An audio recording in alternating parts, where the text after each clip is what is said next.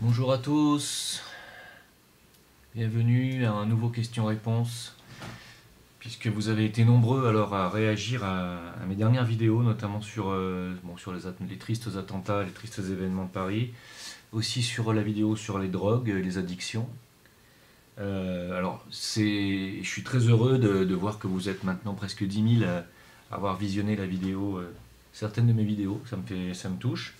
Mais alors le problème c'est que vous savez que je réponds pas sur YouTube, pratiquement pas, parce qu'il y a des trolls et que ça m'agace, hein, il faut le dire. Entre les trolls et les menaces, c'est pas spécialement enrichissant de répondre sur YouTube. Et puis voilà, donc j'ai fait un Facebook dédicacé aux questions-réponses, donc le Jim, J-I-M, plus loin le veilleur. Et vous êtes maintenant des centaines à m'écrire par jour, alors je vais peut-être avoir un petit peu de mal dans l'avenir proche à vous répondre à tous, et peut-être je vous demanderai si possible, alors j'accepte tout le monde, hein, il n'y a pas de distinction, essayez de ne pas faire de gros pavés quand vous m'écrivez vos questions, essayez de faire des questions simples, succinctes, même si vous avez des cas complexes, essayez quand même de résumer au plus possible, parce que voilà, j'ai des problèmes de vue et l'écran en fait me brûle les yeux. Je peux pas rester des heures comme ça devant l'écran à lire. Et puis j'ai de moins en moins de temps aussi, hein, parce que j'ai beaucoup de projets. Voilà, donc je vous en parlerai d'ailleurs. Donc voilà, je vous remercie de votre soutien. Vous avez été globalement très sympathique dans vos réflexions. Et donc, alors, on me demande beaucoup de choses. Alors je vais essayer de répondre à tout, mais peut-être pas dans cette vidéo, je vais peut-être devoir en faire une autre encore. On me demande encore de me justifier par rapport à ce que je dis sur l'islam, parce qu'apparemment je ne suis pas assez clair. Pourtant j'ai fait quand même une vidéo spéciale pour dire exactement ma position. J'ai jamais dit que l'islam était synonyme de terrorisme, que ce soit clair. Je dis simplement que le terrorisme se sert de l'islam comme terreau, hein, pour d'abord recruter ses fidèles, et ensuite pour aller commettre des actes au nom d'une partie de ce qui est écrit dans le Coran. Je suis désolé, mais c'est la vérité, et c'est aux musulmans, et je le dirai pour la dernière fois, parce que je ne veux plus jamais entendre parler de ce problème, c'est aux musulmans eux-mêmes de faire la distinction et de nous dire haut et fort, et de parler d'une seule voix, et de dire voilà, nous l'islam, c'est ça, et le terrorisme, c'est ça. Et nous, on n'est pas ça. C'est aux musulmans de le faire. C'est pas aux occidentaux. C'est pas à moi. C'est à l'islam de ne parler que d'une voix et de dire exactement, de nous expliquer ce qu'est l'islam, ce qu'a voulu dire le prophète dans le Coran et ce que les musulmans veulent vraiment dans le monde.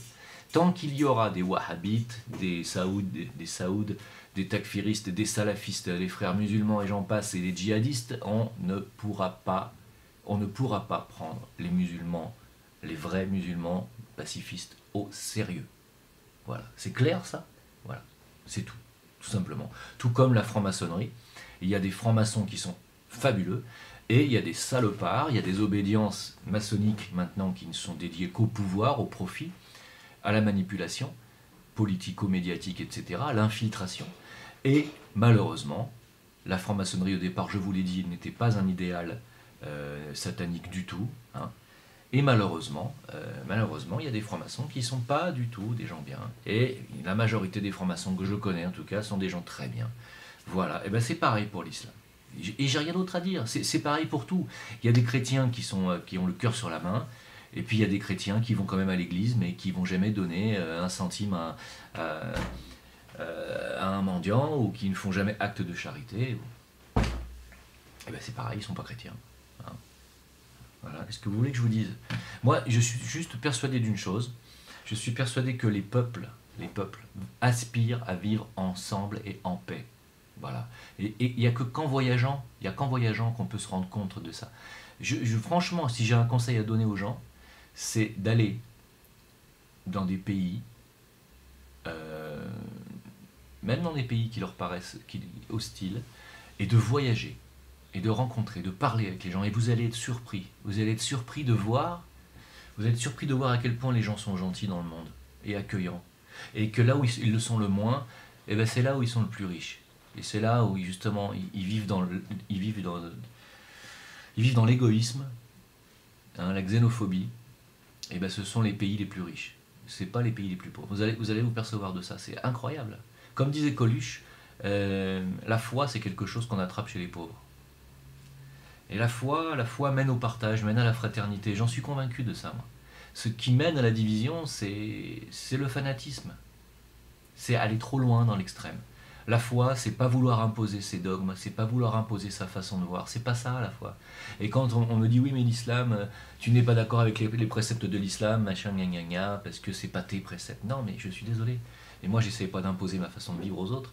Et ce que je reproche à l'islam, c'est que quand l'islam débarque dans un pays d'accueil, ils essayent toujours d'imposer leur culture, leur façon de faire, leur là là là là. Et je suis désolé, mais ça pour moi, ce n'est pas d'un comportement spirituel, c'est pas un comportement intelligent et c'est pas un comportement adaptatif.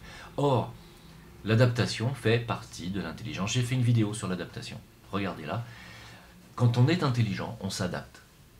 Pourquoi les juifs sont toujours là? Parce qu'ils s'adaptent. Ils se sont toujours adaptés. Ils n'ont pas cherché à imposer leur manière de vivre. Ils pratiquent leurs coutumes religieuses, leur Shabbat, machin, quand ils sont entre eux. Ils ne vont pas faire ça au milieu de la rue. Ils vont pas essayer, je sais pas, dans leur société ou chez leurs amis, de leur imposer à mettre la kippa, à se faire couper le prépuce. Ils essayent pas. Et c'est pour ça que les juifs sont mieux vus et sont mieux intégrés que les musulmans. Les juifs ne font pas de prosélytisme, alors que les musulmans en font. Les chrétiens en font aussi un petit peu. Ils en faisaient beaucoup avant, hein, dans l'histoire des chrétiens, on en a fait beaucoup. Hein. On est allé convertir de force. C'est pas spirituel. On ne convertit pas de force. Quelqu'un qui veut devenir chrétien, c'est quelqu'un qui d'un coup se sent interpellé par le discours du Christ et de ce qu'il lit dans les évangiles ou de ce qu'il voit dans l'exemple du Christ quand il a guéri ces centaines de personnes. C'est ça qui va l'inspirer, qui va avoir envie de s'intéresser. Moi, je me suis intéressé au bouddhisme parce que je suis très intéressé par la vie du Bouddha. Comment il s'est libéré des chaînes de réincarnation en vivant l'illumination. C'est ça qui est intéressant. Mais j'ai pas du tout envie qu'un bouddhiste vienne me dire maintenant il faut que tu traces le crâne, il faut que tu mettes une toge orange et il faut que tu restes en tailleur pour. Mais j'ai pas envie. Ça m'intéresse pas, foutez-moi la paix. Et j'ai pas envie qu'un musulman vienne chez moi me dire à partir de maintenant ta femme tu dois la voiler, même si ça c'est pas dans le Coran, mais c'est quand même ce qu'ils imposent dans les pays musulmans. Ta femme elle a pas le droit de parler, elle a pas le droit de mettre des mini-jupes, elle a pas le droit de conduire, et puis quoi encore? J'ai pas envie. Et ça m'énerve. Alors tant que l'islam n'aura pas fait sa révolution interne, et tant que ne prônera pas une attitude spirituelle, parce que c'est pas spirituel de vouloir imposer. Encore une fois,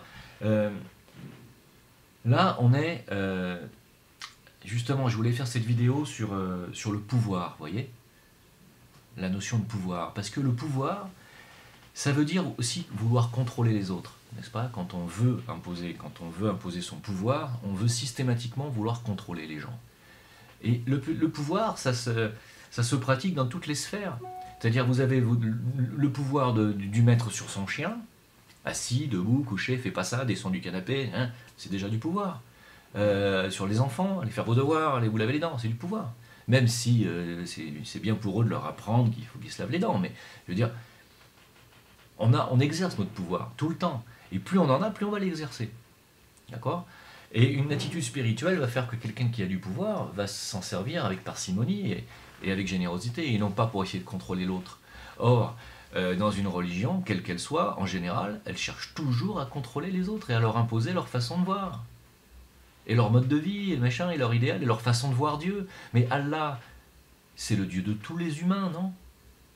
Donc pourquoi vouloir imposer systématiquement une façon de vivre? Puisqu'il nous a tous créés. Quel est le souci? Foutez-nous la paix. Laissez-nous l'honorer comme on l'entend. Il y a des gens qui ne croient pas en Dieu, c'est leur problème. C'est leur problème. Peut-être qu'ils sont venus dans cette vie pour justement avoir une vie cartésienne, une vie, on va dire, matérielle, matérialiste, parce qu'ils en ont besoin dans cette incarnation, parce que peut-être que dans une vie précédente, ils n'étaient pas suffisamment spiritualisés. Ils étaient trop justement spiritualisés, trop dans l'idéal fanatique. Peut-être qu'ils se sont fait sauter avec une ceinture d'explosifs autour de la taille, et qu'on leur a dit ta prochaine incarnation, tu vas devoir être cartésien et puis croire en tout ça. Parce qu'il faut que tu t'incarnes et il faut que tu apprennes à vivre sur Terre avec tes frères. D'ailleurs, je tenais quand même à dire, sur le plan de la réincarnation, que quand vous me posez la question, vous me dites la réincarnation, c'est injuste, pourquoi il y a des enfants qui naissent avec des handicaps, qui souffrent, etc. Pourquoi il y a des gens qui souffrent? Alors, quand vous croyez à la réincarnation, mes amis, que vous croyez au karma, je vais vous poser une question. Qu'est-ce que vous pensez qui va arriver dans une future incarnation à ces gens qui viennent de se faire sauter avec des explosifs autour de la taille, en tuant avec eux des centaines de personnes, des dizaines? Qu'est-ce qui va leur arriver, à votre avis? Vous croyez qu'ils vont se réincarner, ils vont être président de la République dans une prochaine incarnation? Ou vous croyez plutôt qu'ils vont naître avec de lourds handicaps, comme des ostéogenèses, des choses comme ça? Vous croyez pas? Moi je vous le dis. Hein, ils vont avoir de gros problèmes. Hein. Déjà sur le plan des corps subtils, il faut savoir qu'une explosion déstructure les corps de manière catastrophique. Hein. C'est une catastrophe au niveau des énergies, des corps énergétiques. Et que quand ils vont se réincarner, ils vont avoir certainement plusieurs vies pour retrouver un corps normal. Hein. Voilà. Déjà. Donc s'ils s'imaginent qu'ils vont trouver 72 vierges de l'autre côté, je pense que même s'ils les trouvent, ils ne pourront pas en faire grand-chose. Hein. Voilà. C'est tout ce que j'ai à dire là-dessus. Hein. J'ai pas grand-chose de plus à dire. Alors, on me demande de parler du suicide. Alors, juste pour en revenir à la notion de contrôle et de pouvoir, je vais terminer avec avec le pouvoir. Eh bien, dans un couple, par exemple, il y a toujours un des deux du couple qui essaye d'imposer à l'autre son mode de vie idéal. On enlève les chaussures quand on rentre, on va se laver les mains tout de suite. Je sais pas, il y a des tas de tocs que les gens ont, et ils cherchent systématiquement à imposer. Alors surtout chez les maniaques, hein, les maniaques vont absolument essayer de vouloir imposer leur maniaquerie à l'autre, et ça c'est du vécu, et là ça je vous le dis, c'est absolument invivable, insupportable, et encore une fois c'est un manque de respect. Alors le maniaque, lui, va considérer comme manque de respect celui qui ne l'est pas, et qui laisse traîner les torchons, ou qui n'a pas essuyé comme il faut à tel endroit, qui n'a pas fait la poussière, ou qui ne s'est pas lavé les mains avant de toucher les... je sais pas, vous voyez. Voilà. Donc, on cherche toujours à imposer sa vision et sa façon de vivre à l'autre. Hein. Et la première des sagesses, c'est de comprendre ça et de respecter que l'autre puisse avoir un autre mode de vie, une autre façon de fonctionner. Après, le tout est de savoir si c'est compatible avec vous ou pas. C'est ça le problème. Est-ce que c'est compatible avec vous ou pas? Est-ce que l'islam est compatible avec l'esprit républicain laïque? Moi je dis absolument pas. Mais absolument pas. Donc je savais déjà dans les années Mitterrand, quand il est arrivé en 81, et que j'ai vu tous ces Maghrébins arriver avec les couteaux entre les dents parce qu'ils avaient envie de vengeance. Hein. Ça venait de leurs parents et leurs grands-parents, puisque nous avons pratiqué le protectorat, le colonialisme dans leur pays. Quand je dis nous, je parle de nos ancêtres, parce que nous, moi j'ai jamais vécu ça. Et pourtant, les Maghrébins sont arrivés en France, le couteau entre les dents, c'était vraiment sale blanc, sale race de blanc, voilà. Bon, ouais, moi j'ai vécu ça. Hein.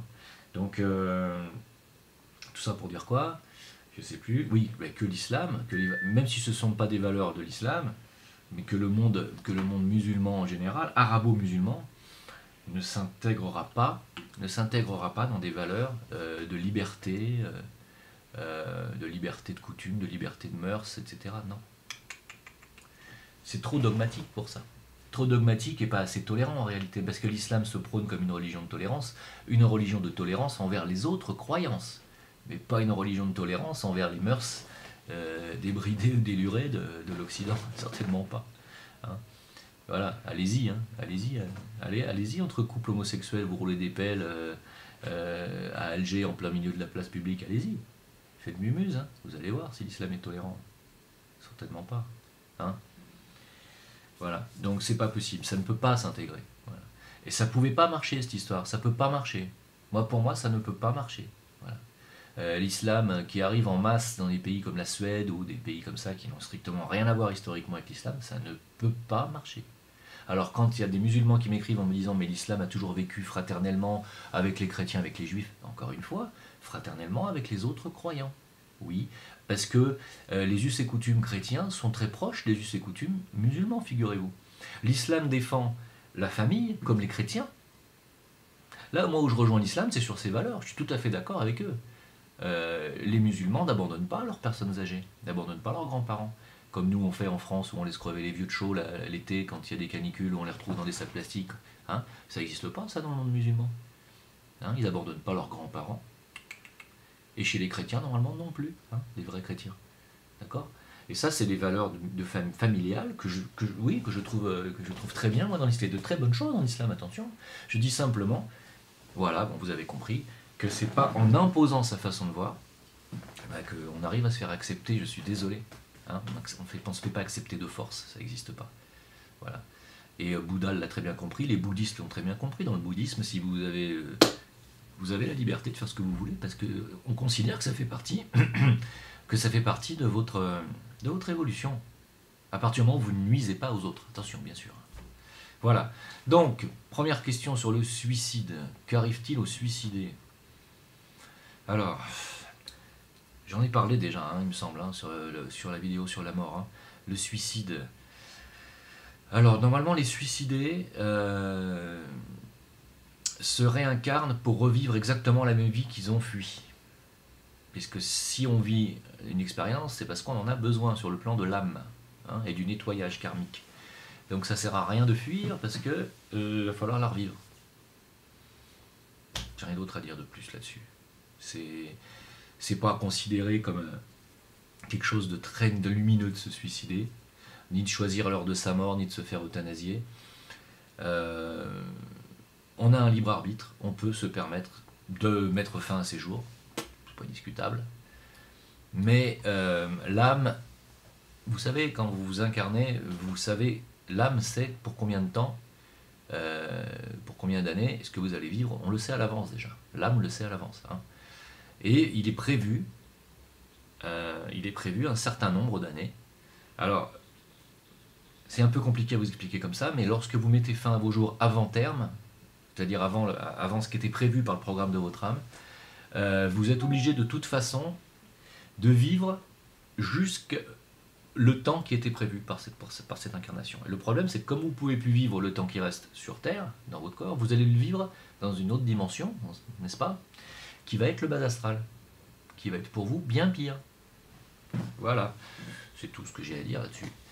Pour le changement de sexe, alors on me demande de parler des changements de sexe, des transsexuels.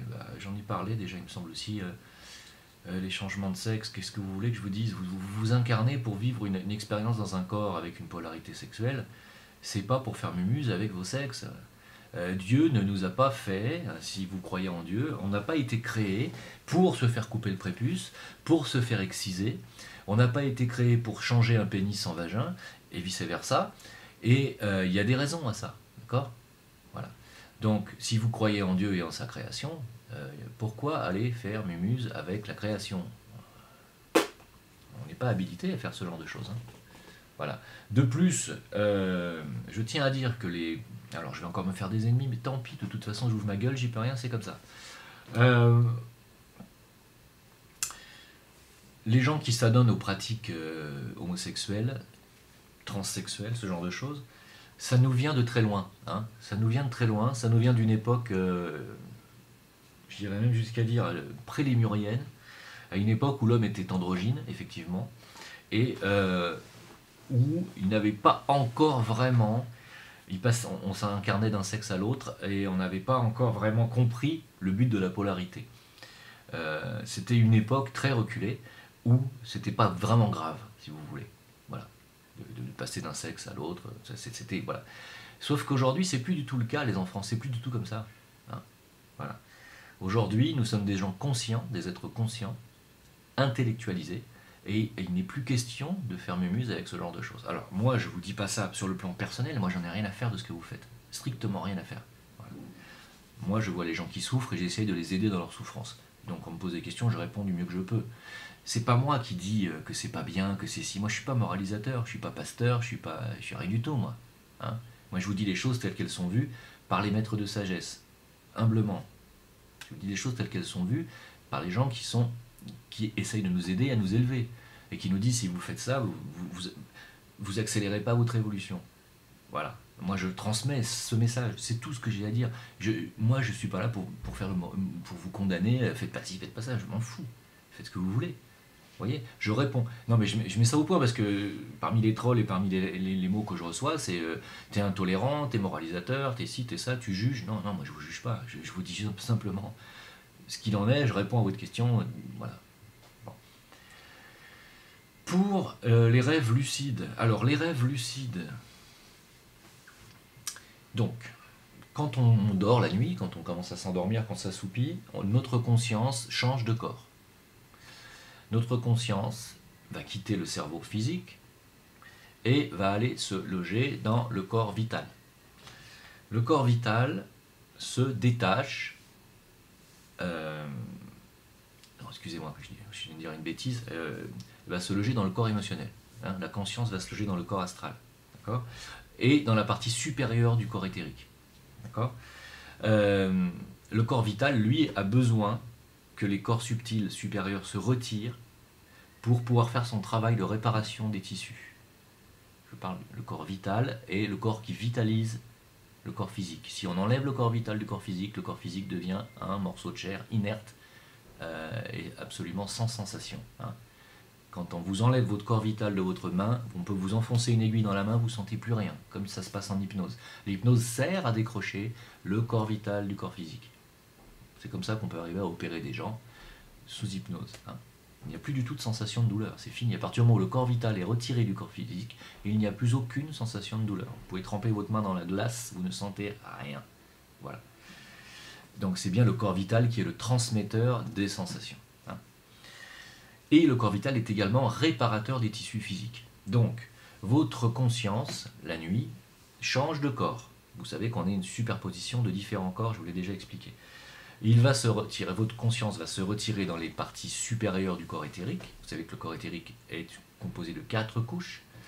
Et la conscience va aller dans la partie supérieure du corps éthérique, pendant que le corps vital, lui, qui est la deuxième couche du corps éthérique, va réparer le corps physique.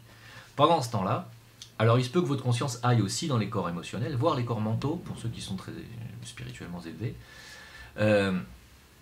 À ce moment-là, vous allez vivre pendant la nuit des expériences sur d'autres plans. Hein, ce qu'on appelle le rêve. Sauf que ce n'est pas des rêves. C'est que vous avez une véritable existence. Votre conscience se retrouve dans un autre corps, dans d'autres plans, et que ce n'est pas de l'imagination créatrice. Vous êtes en train de vivre des expériences. Moi-même, je vous le dis, qui fait énormément de rêves éveillés et qui rêve toutes les nuits, qui se rappelle de tous ses rêves, je vous le dis, il m'est très difficile dans mes rêves, il m'a été très difficile pendant très longtemps, de faire la distinction entre un rêve et la réalité. Très très très difficile. J'étais persuadé que je vivais vraiment, pour de vrai, des expériences. Parce que je reconnaissais des endroits, parce que je savais que j'étais déjà venu là, je savais que j'avais vécu là, et pourtant, même des gens que je rencontrais, j'étais persuadé que je les connaissais depuis longtemps, et pourtant, quand je me suis réveillé vraiment, je me suis rendu compte que je ne connais pas cet endroit, et que ces gens-là, je ne les connais pas sur cette planète. Et ça m'arrive tout le temps, hein, vous voyez, donc c'est juste pour vous dire qu'on vit des vies parallèles, on y a des mondes parallèles, et nous pouvons vivre sur tous les plans différents, notre conscience peut passer d'un plan à l'autre. Voilà. À partir du moment, bien sûr, où vous êtes suffisamment élevé pour pouvoir passer d'un corps à l'autre, ce qui n'est pas mon cas. Moi, je ne peux pas me balader sur mon corps bouddhique, j'y arrive pas encore. Il n'y a que les gens qui sont devenus des bodhisattvas, c'est-à-dire des êtres ascensionnés qui peuvent vivre leur conscience sur les plans bouddhiques. Quand vous avez votre conscience qui va se balader dans le plan bouddhique, par le biais de votre corps bouddhique, à ce moment-là, vous avez accès aux informations des maîtres de sagesse et même des plans qui sont très élevés, prévus pour la planète, etc. Voilà, c'est comme ça que ça se passe. Hein. Donc, le rêve lucide, tout simplement, c'est que vous avez votre conscience qui est dans un autre corps et vous avez eu la capacité d'enregistrer dans votre cerveau physique le contenu de ce que vous venez de vivre dans un autre plan, tout simplement. C'est ça le rêve lucide. Parce que la plupart des gens qui ne se rappellent pas de leurs rêves n'ont pas la capacité d'imprimer sur le cerveau physique ce qu'ils vivent dans les autres dimensions. Parce qu'on vit tous les mêmes expériences et on sort tous de notre corps pendant la nuit et nous vivons tous des expériences sur d'autres plans dans nos autres corps. Tous, sans exception. La seule différence, c'est qu'il y a certaines personnes qui n'ont pas ce raccord, qui fait que nous allons pouvoir imprimer notre épopée nocturne, ne vont pas pouvoir l'imprimer dans le cerveau et donc dans la mémoire, alors que d'autres ont ce lien qui est déjà construit et peuvent se souvenir de ce qui vient voilà. Et on peut avoir des messages aussi de nos désincarnés, de nos grands-parents morts, de nos parents morts, de nos défunts. On peut avoir des messages d'autres êtres, on peut même vivre des choses qui n'ont strictement rien à voir avec ce qu'on vit ici. C'est très étrange, hein. Mais quand on n'a pas la capacité d'imprimer dans le cerveau physique, eh bien on ne se souvient de rien. Exactement comme ça arrive chez la majorité des humains qui, quand ils s'incarnent, ne se souviennent pas de leurs anciennes vies, ni de rien du tout. Je tiens à rappeler quand même, parce qu'on m'a posé une question sur le génie créatif, quelle est la distinction entre un surdoué et un génie? Je l'ai déjà dit dans une autre vidéo dédiée à ça. Le surdoué est quelqu'un qui va être prédisposé à une discipline, hein. En général c'est surtout artistique, tandis que le génie est créateur. Le génie va venir apporter quelque chose de nouveau, il va innover et il va apporter des découvertes ou des créations artistiques. C'est un créateur, le génie. Qu'est-ce que le génie? Le génie, c'est l'inspiration. Qu'est-ce que l'inspiration? L'inspiration, c'est la lumière de l'âme qui s'imprime sur votre cerveau physique. Alors, on peut avoir des éclairs de génie. À ce moment-là, ce sont juste des bribes d'inspiration, des bribes de lumière de l'âme qu'on reçoit et qu'on arrive à imprimer. La plupart du temps, on peut avoir du génie, des éclairs de génie, mais être génie du matin au soir, c'est extrêmement rare. C'est-à-dire qu'il faut être initié de 3e niveau pour commencer à être en contact suffisamment permanent avec son âme pour recevoir la lumière de l'âme et donc avoir de l'inspiration et donc du génie permanent. Il n'y a que les initiés de haut degré comme Léonard de Vinci, Mozart, tous ces grands compositeurs, tous ces grands artistes. Mozart, vous savez, qui dès l'âge de 4 ans était déjà capable d'écrire de la musique directement. C'est-à-dire qu'il entendait la musique, et il l'écrivait directement en solfège. Hein. Je vous laisse méditer là-dessus parce que c'est une chose absolument inconcevable. Parce qu'il faut avoir un mental déjà structuré pour pouvoir comprendre la musique qu'on entend. Parce qu'il y a des gens qui entendent de la musique dans leur tête quand ils se couchent, mais ils sont incapables de la transcrire. C'est-à-dire ils ne vont pas se lever et dire « Ah bah attendez, je vais prendre une feuille, je vais écrire tout de suite ce que j'entends, ou alors je vais prendre mon piano, je vais jouer tout de suite là. » Parce que pour pouvoir retranscrire la musique que vous entendez, il faut savoir jouer dans l'instrument. Ou alors il faut connaître le solfège parfaitement. Mozart à 4 ans faisait ça. Comment est-ce qu'un enfant de 4 ans peut déjà maîtriser un instrument, déjà maîtriser le solfège, et déjà arriver à retranscrire les notes qu'il entendait? C'est phénoménal. Ça veut dire qu'il était une âme incarnée, véritablement une âme incarnée. C'est-à-dire que c'était vraiment, il avait la lumière de l'âme en permanence présente dans son cerveau physique, et il avait la capacité donc mentale de mentaliser le processus et de le mettre en matière, c'est-à-dire de le matérialiser sur un support, c'est-à-dire au piano, au violon, sur un papier. C'est incroyable. Voilà ce qu'est le génie, c'est-à-dire voilà de quoi vous êtes capable. Une fois que vous serez des âmes accomplies, vous serez capable de ça. Que la lumière de l'âme aura contact avec votre cerveau physique, vous aurez ces capacités. Voilà. Donc le génie, c'est ni plus ni moins que la lumière de l'âme qui inonde le cerveau physique avec la capacité par le cerveau physique d'imprimer cette lumière et de la transcrire sur le plan physique. Je vous ai dit que nous étions des êtres de lumière et que notre but était d'apporter la lumière de l'âme dans ce bas monde, dans ces ténèbres que nous vivons ici. C'est à nous d'éclairer ce monde. N'attendez pas qu'on l'éclaire pour vous, c'est à vous de le faire. Et ça sera mon message de fin. Je vous laisse méditer sur ces paroles et je vous retrouve dans une autre vidéo sur d'autres sujets.